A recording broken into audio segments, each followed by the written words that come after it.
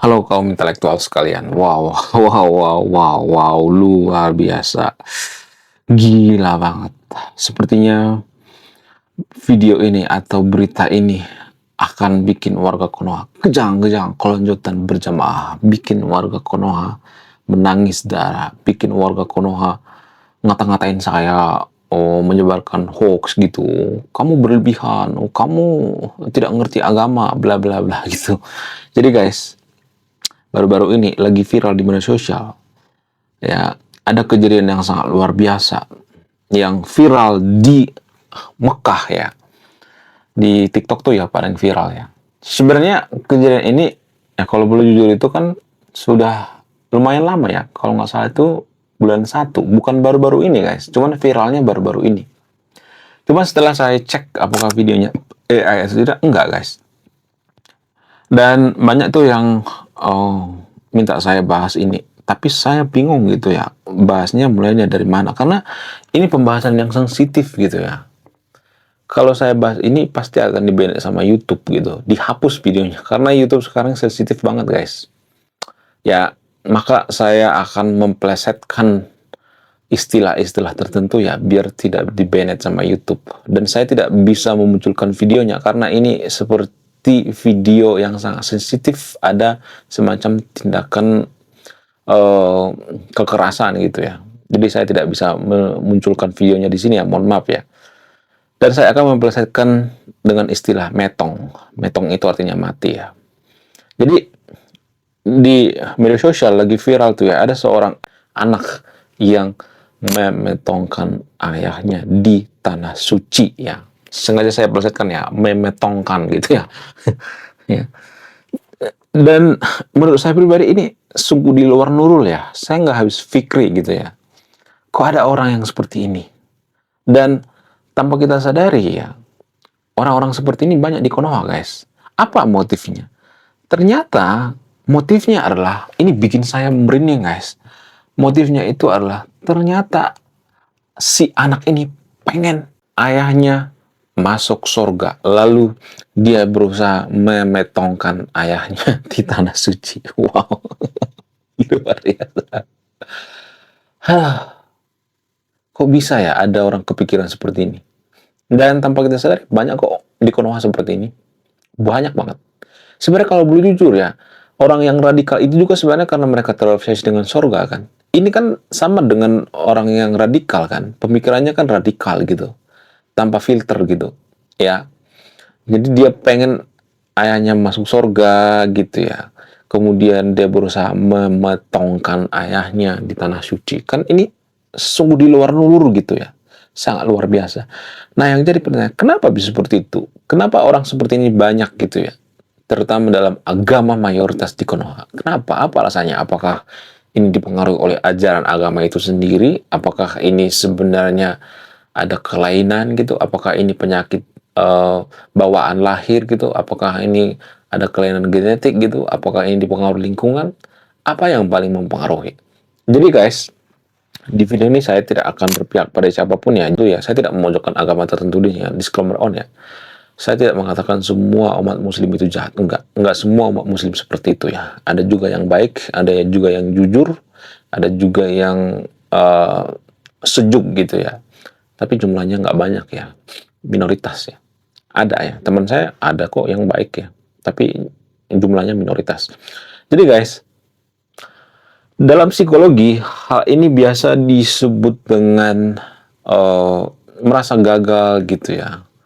Ya, jadi dia itu merasa gagal di dunia, kemudian dia merasa rendah diri gitu ya. Sehingga dia berimajinasi. Dalam psikologi ada istilahnya, nanti saya akan tampilkan datanya ya.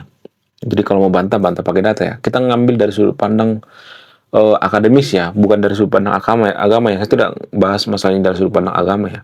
Jadi orang yang terobsesi dengan surga itu biasanya mereka itu orang-orang yang gagal di dunia. Kenapa bisa seperti itu? Apa alasannya? Kalau Anda jeli, kalau Anda perhatikan, orang-orang yang terobsesi, yang berhalusinasi dengan surga, yang berlebihan dengan surga, yang merasa yang punya kunci surga, palang surga gitu ya. Biasanya orang-orang seperti ini hanya ada di negara miskin, negara terbelakang, negara berkembang, jarang di negara maju. Nggak ada. Di negara maju nggak ada. Ada mungkin satu dari sekian orang, itu pun biasanya imigran gitu ya. Orang-orang seperti ini sangat jarang ditemui di negara maju, guys. Cuman di negara miskin gitu, negara terbelakang gitu. Kenapa bisa seperti itu? Apa alasannya? Alasan yang paling masuk akal itu karena dia merasa gagal di dunia. Ya, mungkin saja si anak ini merasa bahwa ayahnya gagal di dunia karena ya menurut sumber ya, menurut data, ternyata ayahnya itu sakit-sakitan. Ya mungkin dia berpikir daripada ayah saya ini gagal di dunia, sakit-sakitan, lebih baik langsung ke surga aja gitu ya. Jadi dalam psikologi biasa disebut dengan merasa rendah diri, merasa gagal, sehingga dia punya imajinasi terhadap surga. Karena gini guys, logikanya gini ya. Mungkin ini akan bikin warga Konoha kejang-kejang kalau kelonjotan berjamaah ya. Logikanya gini, kalau kita hidupnya di dunia ini seperti di sorga gitu ya, damai, nggak ada kebencian ya, seperti negara-negara maju gitu ya, ya hidupnya itu untuk kebaikan, nggak pernah membenci yang beda agama, nggak pernah membenci nonis, yang nggak pernah mengurusi agama lain, nggak pernah mempersekusi ibadah orang lain, nggak pernah syirik, nggak pernah merasa paling punya sorga dan sebagainya. Kalau hidupnya damai gitu ya, nggak terlalu peduli dengan agama misalnya, nggak terlalu mengurusi sorga misalnya. Apakah seseorang ini akan mengalami yang namanya halusinasi sorga? Enggak, biasanya. Cuma di negara miskin terbelakang gitu ya. Karena orang seperti ini biasanya, mohon maaf, nggak semuanya tapi ya, merasa gagal di dunia. Pemerintah nggak peduli, kemudian lingkungan nggak peduli, ya, kemudian pejabat nggak peduli, ya, semuanya nggak peduli ya. Ya, kemudian hidupnya morak-marit, ya, hidupnya nggak berharga. Lalu pelampiasannya apa? Pelampiasannya itu ya dia berimajinasi tentang sorga. Makanya Karl Marx mengatakan agama itu adalah opium. Kenapa dia sebut agama itu opium? Ya karena seperti ini, kalau kita gagal di dunia, kita berimajinasi bahwa kita itu nggak gagal kok, ya nanti kita di surga punya kok tempat yang mulia, ya orang miskin itu ya punya tempat di surga kok. Kan itu semacam prinsip daripada warga Konoha kan. Warga Konoha itu malah kalau kita miskin itu masuk surga. Padahal kalau dihitung-hitung di Konoha itu yang paling banyak melakukan kejahatan itu orang miskin. Karena orang miskin banyak di Konoha. Ya kan? Orang miskin juga banyak kejahatan. Kemiskinan itu bisa bikin seseorang jahat. Kalau perut lapar, gak punya duit, kita bisa melakukan kejahatan. Jadi jangan berpikir bahwa kalau kita miskin masuk surga. Enggak seperti itu ya. Kalau miskin kejahatan maksudnya ya, bukan miskin pemikiran ya, miskin materi dan sebagainya ya, itu sangat dihindari sekali ya. Jadi orang-orang yang gagal di dunia, merasa gagal di dunia, tidak diperdulikan, lalu dia mencari pelampiasan surga. Nah, orang-orang seperti ini biasanya kelainan ya. Dalam psikologi orang-orang seperti ini kelainan, guys. Ada yang salah dengan otaknya gitu ya. Di otaknya itu ada yang harus dioperasi gitu ya. Ada yang harus diperbaiki gitu ya. Dalam neuroscience biasa disebut dengan istilah, saya lupa istilahnya ya, tapi ada istilahnya itu ya. Orang-orang seperti ini biasanya IQ-nya setara gorila, kemudian gagal di dunia, lalu mereka mencari pelampiasan di akhirat. Walaupun ya, mohon maaf bagi yang videonya, disclaimer on ya, saya tidak mengatakan Anda itu harus percaya dengan saya. Enggak, saya nggak pernah ngajak yang video untuk percaya dengan saya. Harus skeptis gitu ya. Anda harus punya kemandirian intelektual. Jadi gini, belum kita lanjut. Jadi guys, kemarin ada yang nanya, lu apa sih kontribusinya bagi negara ini? Lu cuma ngebacot doang, nggak ada kontribusi. Nah, kontribusi saya ini guys ya, saya nulis buku. Riset saya ini bertahun-tahun guys, kurang lebih 5 tahun. Jadi biaya yang saya keluarkan untuk riset buku ini puluhan juta. Namun, saya jual buku ini di bawah 100.000. Gambaran daripada buku ini tentang sisi gelap daripada pemuka agama yang ada di Konoha. Bercerita tentang culture, sisi-sisi gelap politisi, ya, dan lain sebagainya. Menurut data dari seorang saintis bernama Carl, ya, Saya akan tampilkan datanya ya, tapi cari deh ya, bisa dicari sendiri ya, jangan sedikit-sedikit disuapin ya. Menurut data dari Carl, sorga dan neraka itu tidak terbukti secara ilmiah. Nah, kalau saya ngomong seperti ini, pasti banyak nanti warga Konoha yang kejang-kejang kelonjotan berjamaah, ya kan? Banyak yang cakar-cakar gitu ya, cakar-cakar tembok, cakar-cakar dinding gitu kan. Biasanya mereka, ya begitulah ya. Jadi, warga Konoha itu nggak suka dengan kalimat seperti ini, walaupun ini menurut penelitian. Ini menurut data, guys. Jadi data dibantah dengan data gitu ya, bukan data dibantah dengan emosi gitu ya. Kalau saya ngomong seperti ini nanti pasti banyak nanti yang emosi. Sok tahu lu, tahu apa tentang agama? Ngaji dulu sana gitu kan. Karena mereka kecewa. Mereka kecewa, lah kok surga itu nggak ada? Lah kok neraka itu nggak ada? Nah, menurut penelitian seperti itu, ya mau nggak mau ya gimana coba orang menurut penelitian seperti itu, menurut saintifis seperti itu, menurut data ilmiah seperti itu, ya bukan berarti saya ngajak yang nonton video ini untuk percaya dengan saya tidak ngajak yang nonton video untuk eh, mengajak untuk tidak beragama, enggak seperti itu konsepnya ya. Jadi pada faktanya, menurut penelitian ada banyak tuh penelitiannya, surga neraka itu tidak bisa dibuktikan secara ilmiah. Kalau misalnya mengatakan surga itu kan nggak harus dibuktikan secara ilmiah karena surga itu kan bisa dirasakan tapi tidak bisa dijamah atau tidak bisa dilihat gitu. Lah, surga itu kan tempat, tempat kan harus bisa dilihat. Wong astronot udah pergi keluar angkasa nggak ada tuh di sana surga.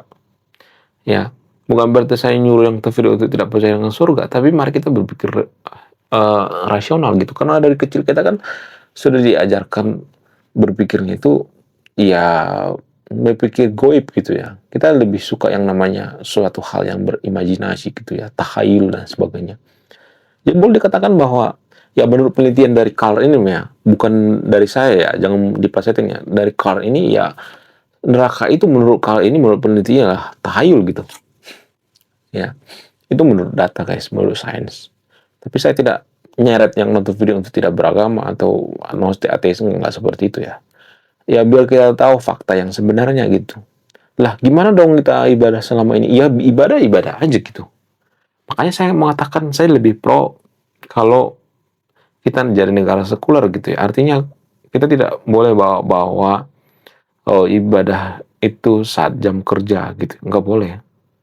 Kita melakukan ritual ibadah saat jam kerja itu nggak boleh. Itu nggak efisien ya. Negara sekuler berpikir neraka dan surga juga nggak terbukti secara ilmiah. Gimana lu mau ibadah coba? Ya kalau mau ibadah nanti selesai kerja aja. Itu urusan lu, privasi lu gitu. Makanya agama itu dianggap privat. Karena apa? Ya karena surga neraka itu kan dianggap tidak ilmiah gitu. Tidak terbukti secara ilmiah. Ya kalau kita bicara jujur ya, cuman kan warga Konoha kan nggak terlalu suka kalimat yang jujur ya. Mereka lebih suka hoax gitu ya. Hoax tapi manis-manis gitu. Lalu kalau misalnya mengatakan, terus gimana dong kalau kita mati? Oh, nggak ada surga dan neraka. Ya, mati itu kan secara biologis. Mati itu energi kita itu kan berpindah gitu. Maksudnya ya berpindah balik lagi ke bumi gitu ya. Ada semacam energi gitu atau ya kita jadi berubah gitu seperti semula gitu ya. Manusia itu kan ada berbagai unsur-unsur kimia seperti kalsium ya. Gigi manusia kan terbuat dari kalsium ya. Kemudian terbuat daripada atom dan lain sebagainya. Ya balik lagi gitu ya. Balik lagi ke tanah gitu. Ya tengkorak kita juga terbuat dari kalsium. Kembali lagi ke tanah gitu ya. Ya kalau boleh jujur manusia itu kan bukan penghuni asli dunia ini. Kalsium itu kan berasal dari luar angkasa kan, bukan dari dunia ini kan. Jadi kita itu dibentuk dari berbagai senyawa kimia gitu tanpa kita sadari ya. Lah gimana dong nggak ada surga? Ya kenapa harus mengkirkan surga gitu? Sama seperti burung gitu. Apakah karena ada surga dia uh, bikin sangkar gitu? Atau punya anak gitu, bertelur gitu, atau hidup gitu? Apakah burung itu frustasi kalau nggak ada surga gitu? Sama aja kan, apa bedanya kan? Apakah kucing itu frustasi kalau nggak ada surga gitu? Kura-kura kalau bisa berimajinasi seperti manusia, kura-kura juga berpikir bahwa dia masuk surga. Jadi surga itu secara biologis hanya ada di imajinasi manusia. Bukan berarti saya nyuruh yang video untuk ini ya, tidak beragama, bukan itu tujuan saya. Tapi kita berpikir rasional aja gitu. Ya, berpikirnya itu secara saintifis ya. Ya, karena gini, saya tidak pernah melihat orang, mohon maaf ya, agnostik gitu ya, tapi melakukan seperti yang dilakukan oleh anak yang ada di tanah suci ini. Nggak ada tuh. Karena apa? Karena dalam agnostik itu nggak ada konsep surga neraka gitu. Nah, yang jadi pertanyaan, mana yang lebih berbahaya? Orang yang tidak peduli dengan agama tapi tidak membunuh saudaranya gitu ya, seperti ayahnya. Ya, mana yang lebih berbahaya? Seorang anak yang memetongkan ayahnya atau seorang nggak peduli dengan agama tapi tidak memetongkan ayahnya? Silakan simpulkan sendiri. Saya tidak akan menyimpulkan ya. Kalau saya menyimpulkan itu artinya saya berpihak. Saya tidak mau berpihak sama yang nonton video ini. Ya, menurut kalian gimana? Coba tulis kolom komentar ya. Oke guys, sekian video ini ya. Jadi gini guys, ya walaupun saya mengatakan surga dan neraka itu tidak ada, bukan berarti kita ngebunuhin orang gitu ya, bukan berarti kita jahat, enggak seperti itu. Ya, ada namanya kemanusiaan. Menurut saya pribadi ya, kita lebih mengedepankan yang namanya kemanusiaan, harus lebih mengedepankan kemanusiaan daripada agama. Karena agama itu kan berpihak pada agamanya. Ya, nggak ada tuh agama yang mengatakan kemanusiaan itu lebih tinggi daripada agama, nggak ada, jarang-jarang tuh ya. Ya, jadi kalau ada orang yang tidak perlu dengan agama itu bukan berarti jahat gitu. Bukan berarti bunuhin orang, nggak seperti itu guys ya. Justru orang yang beragama itu yang bunuhin orang tuh, yang terjadi yang di Mekah itu. Itu buktinya guys. Tanpa kita sadari. Mungkin gimana? Coba tulis di komentar ya. Jangan terlalu berhalusinasi dengan surga gitu ya. Oke, sekian video ini. Terima kasih sudah memahami. Saya kaum intelektual, salam rasional.